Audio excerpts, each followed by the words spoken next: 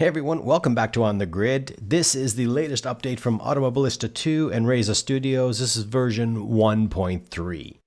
This update is nothing short of massive. They've spent a lot of time trying to understand and overcome the learning curve of the Madness engine, which arguably is one of the most complex physics engines out there, alongside the likes of rFactor 2 and ACC, of course. Reiza have been continually optimizing every aspect of the game and extracting the maximum with every update that goes by. Much like ACC's recent 1.8 physics overhaul, Reiza has really taken AMS2 to the next level. The key feature is the biggest and most noticeable physics and force feedback update since AMS2's release.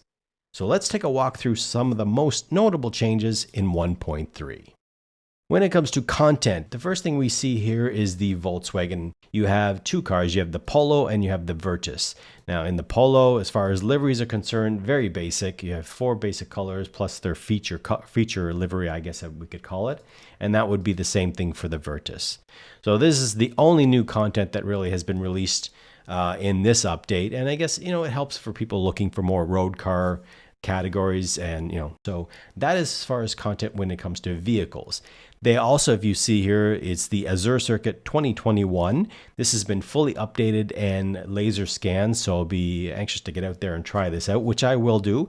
When it comes to cars and tracks, so a lot of the cars and tracks in this game have had updates, and it's a massive list to go through, so I won't do that in this video, but I would encourage you to go and check out the list. There might be a track or a car or something that was, bugging in previous versions that they've updated, so it might have been addressed. So when we look at the UI, there have been a few things that have been changed in this version.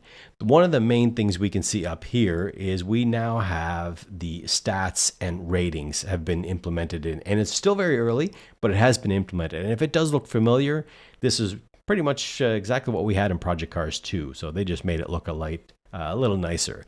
You can also edit your forename and surname, your first and last name. You can edit your country flag, which is great to see. So the only thing is in this version, I'm sure it will be hotfixed pretty quick, you can't actually select continue. So there's something bugging there that's not allowing me to select the continue button. So that will be updated. But it is good to see that we can finally change our profile names, which makes it a lot easier for registering for races or in leagues, whatever it may be. So that is good.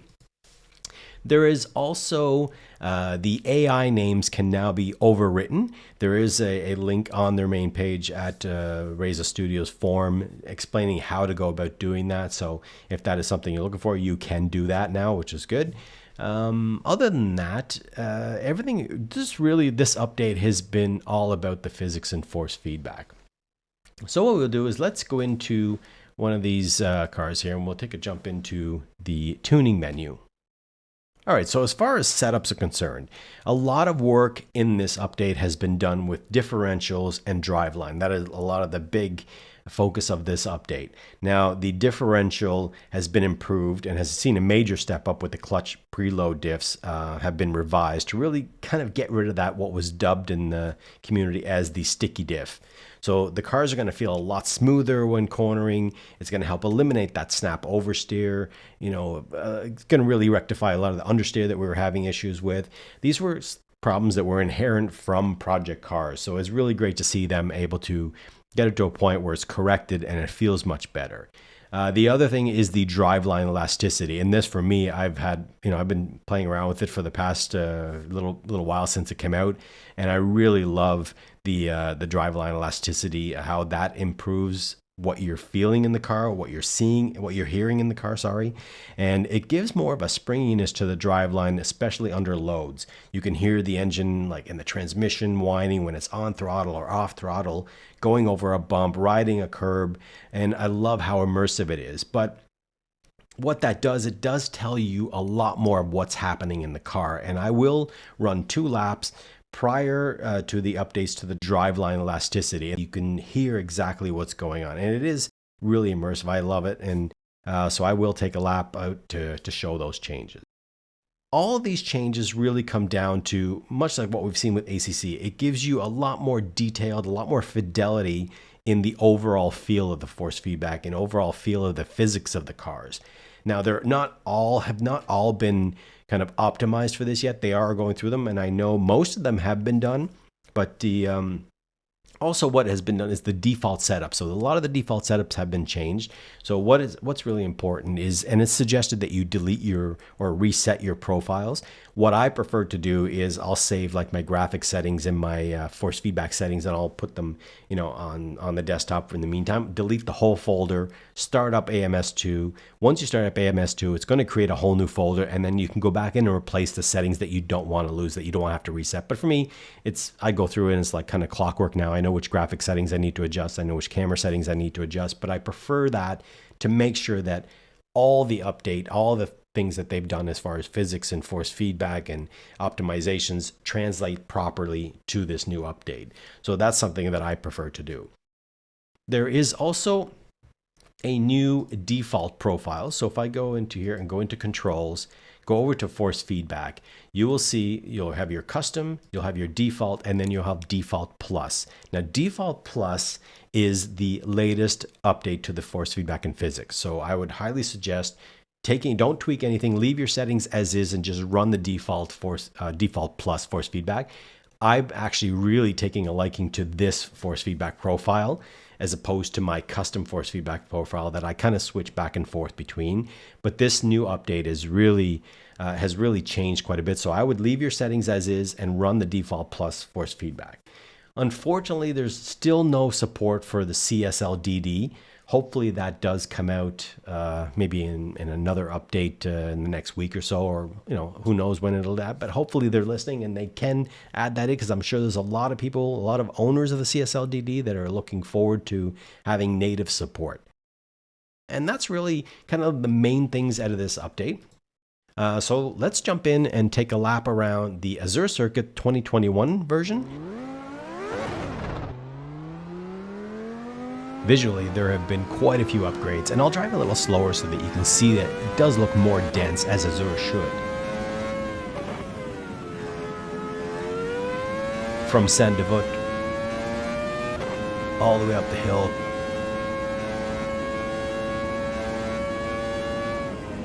through to the casino. It looks great. Everything looks so much better, more detailed, and I'm not even running full graphic settings. Have to increase your steering lock to get through this hairpin.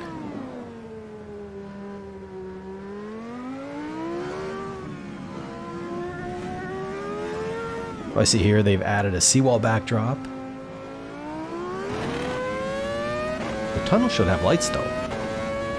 I guess it will be fixed in an update.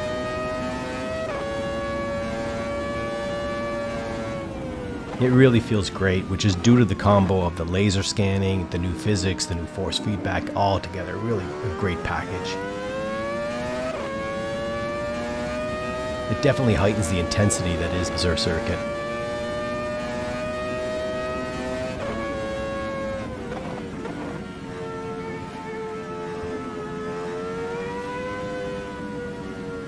It's always tricky trying to find the right line to get through here.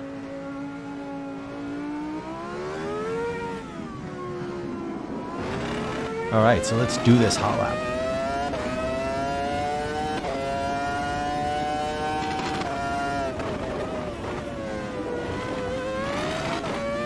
Up the hill.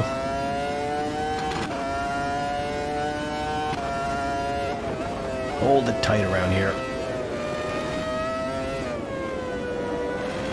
A little swerve to the right.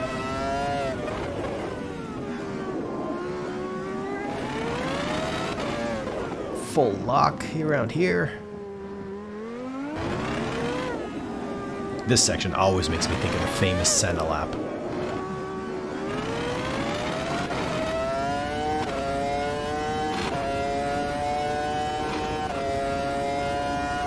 This is a great view of the marina, the city, the mountains.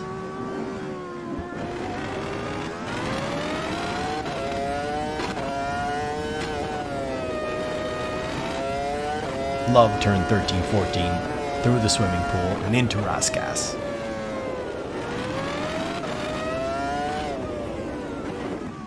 Try to avoid clipping that wall. back out onto the straight, I would have to say this is the best version of the circuit all around. I love it. So now in multiplayer, first of all, we can see the ratings have been implemented and we see people starting to use them.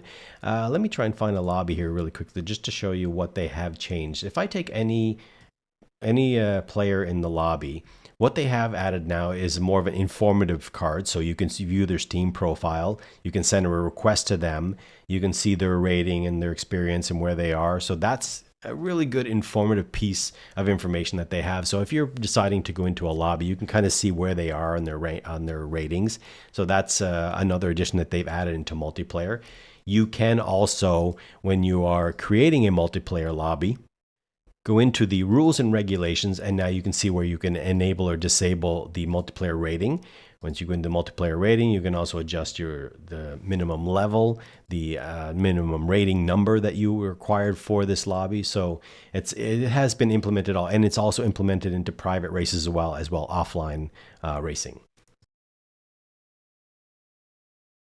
Okay, so what we are also going to do is we're going to take a lap around, and I have recorded prior to the update 1.3 to hear the difference between the driveline changes, the driveline elasticity. Yeah, so what we'll do is we'll take out the BMW M6 GT3 on Virginia, and you'll be able to hear the differences in the drivelines. One other quick thing I can show you here is they have added the full tachometer in the edit HUDs, so you can cycle between full, minimal, or off. And so that's another thing that they have added, and I know many people have been waiting for that, so that's good to see. All right, so let's get on track.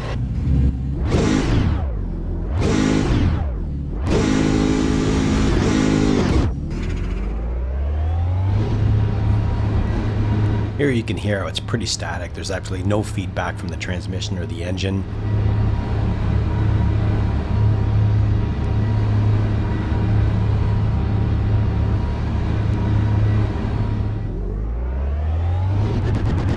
In 1.3, it's a substantial difference. You can hear the engine and transmission on the limit.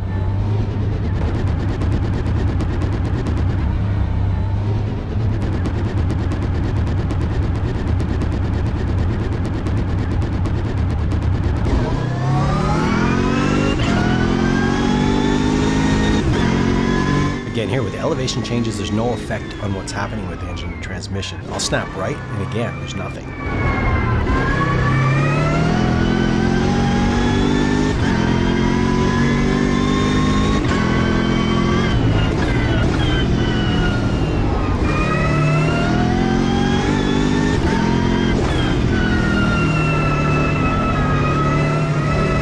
In 1.3, you can hear that flex and the elasticity as you ride the curves and the elevation changes.